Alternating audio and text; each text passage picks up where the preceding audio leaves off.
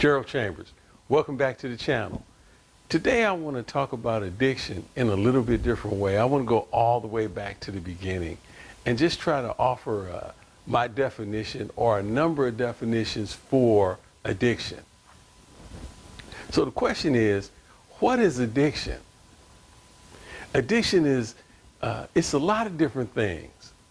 It's a distraction, keeps you from doing things that you need to do or want to do. It's kind of like a spell. It's kind of like something comes over you and you're so obsessed with what you're doing and your behavior that you can't stop, right? It's a lie. It advertises that everything is going to be better, and it is for a minute, and then it's not better, it's worse.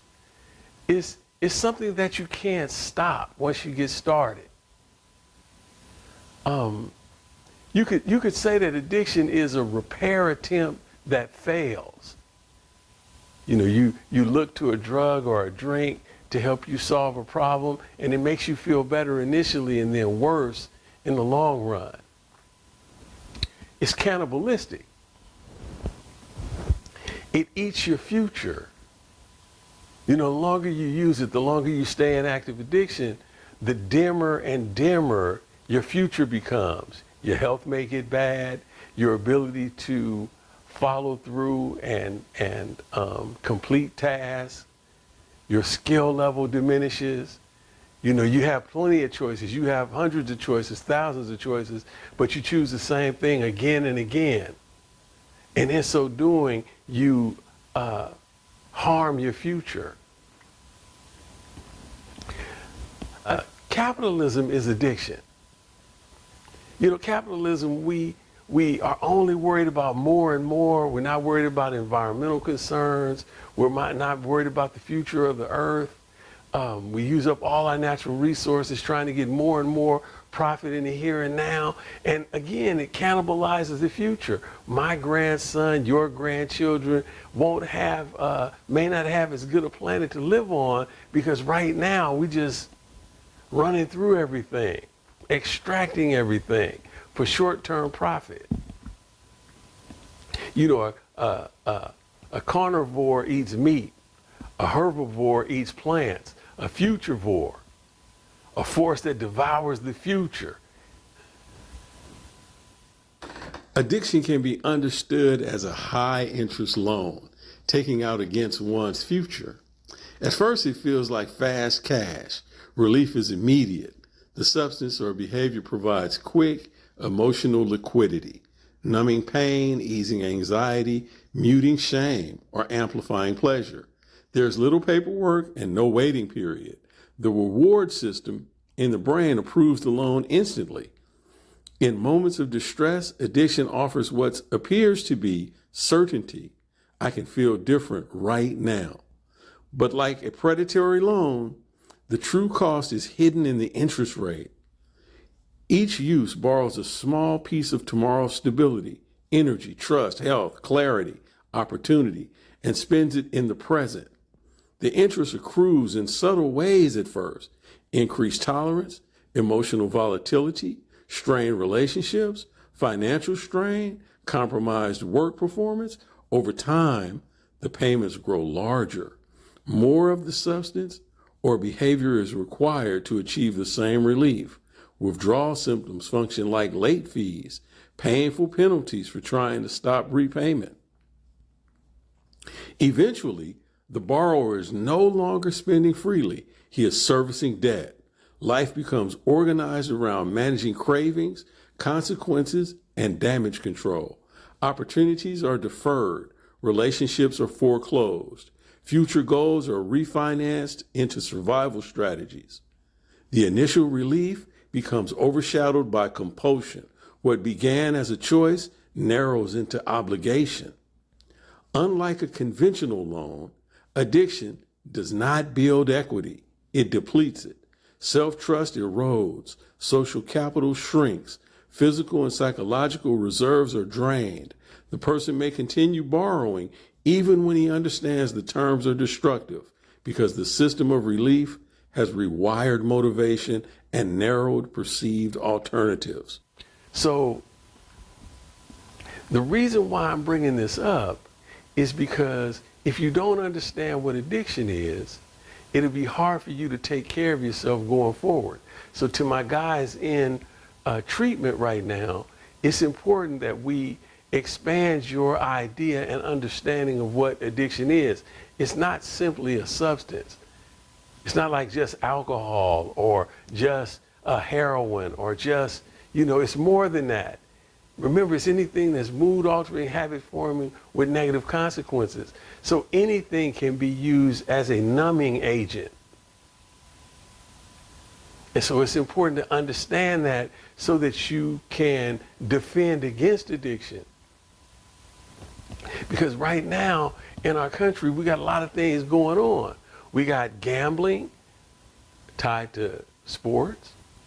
We have big pharma buying all kind of ads for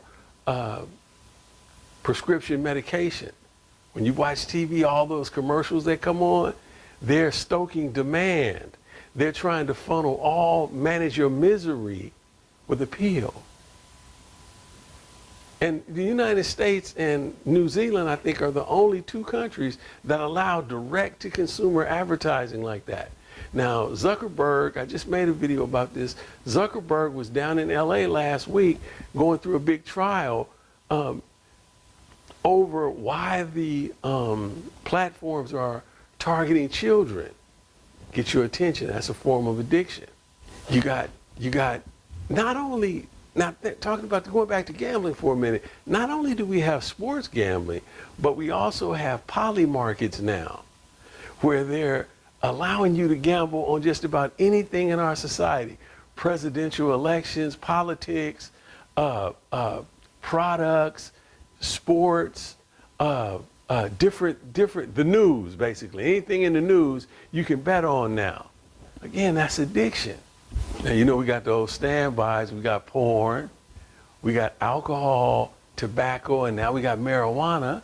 If people want to escape, these are places where people can escape into. Speaking of porn, when I was a kid, used to have to work hard to see a set of titties. You know how hard one had to work when I was a child to see a set of titties? Now, they just right on your phone. You can just open your phone up and see whatever you want to see. Your phone is the gateway to all these addictive behaviors. It's going to be important going forward for you guys in drug treatment to understand that. That's why you need to go to meetings. That's why you need to get a sponsor. That's why you need to work the steps. Because you're trying to stay clean in an addicted world. And you're going to need a power greater than yourself. You're going to need a fellowship where we talk about that. Because it's getting worse. This is late stage capitalism. They're trying to gamble and bet on everything now. Everything must go.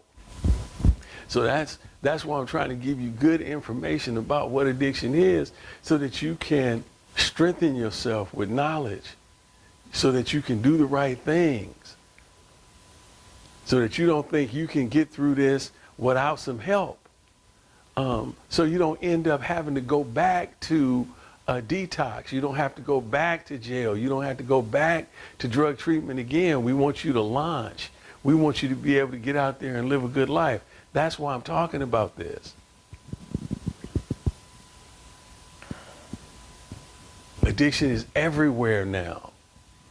And it's not that it's not necessarily a conspiracy to keep you sedated. It's just that there are incentives under capitalism in the United States that make it profitable for you to be sedated. You're easier to manage when you're sedated.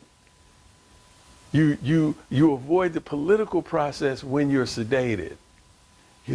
Police officers and law enforcement people, they got boats and second homes because they chasing you because you're getting high. You their job. People eating off you because you're sedated.